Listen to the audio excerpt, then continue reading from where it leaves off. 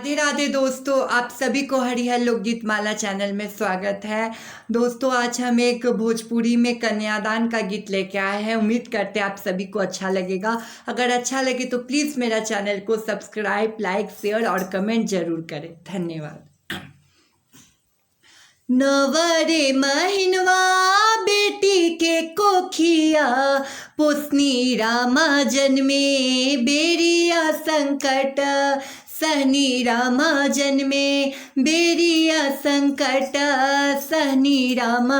नवरे महीनवा बेटी के कोखिया, पोसनी रामा जन्मे बेरिया संकट, सहनी रामा जन्मे बेरिया संकट, सहनी रामा। काथी के करजवा प्रभु जी राउर बाटे रामा, कैसे धिया के संकल्प कैनी रामा, कैसे बेटी के संकल्प कैनी रामा।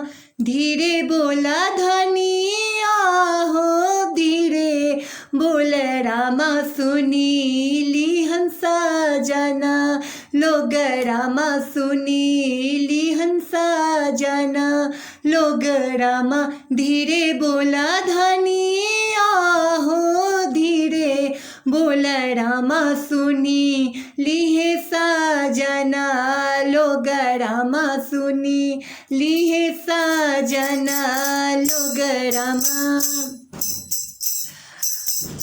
एक हाथे धनी धिया संकल्प कैनी रामा, दूसर हाथ से नयनवा पूछनी रामा, दूसर हाथ से नयनवा पूछनी रामा। होते बिहावा जियारा फाटी गईले रामा, बोले लागल काली कोयला अर रामा, बोले लागल काली कोयल अर रामा। मारुति के गेटवा धैले सुंदर दुल्हा रामा, उठी सासु बिदैया करी रामा, उठी सासु बिदैया करी रामा। मारुति के गेटवा धैले सुंदर दुल्हा रामा, उठी सासु बिदैया करी रामा, उठी सासु बिदैया करी रामा।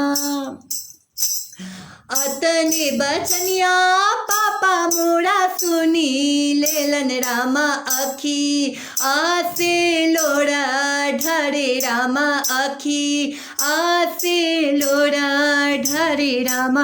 अतने बचनिया भैया मोरा सुनी लेलन रामा, भैया भाभी रोवे लगलन रामा, चाचा चाची रोवे लगलन रामा, कुला घरवा रोवे लगलन रामा। नवरे महीनवा बेटी के कोखिया, धनी रामा जन्मे बेरिया संकट, सहनी रामा जन्मे बेरिया संकट, सहनी रामा। धन्यवाद।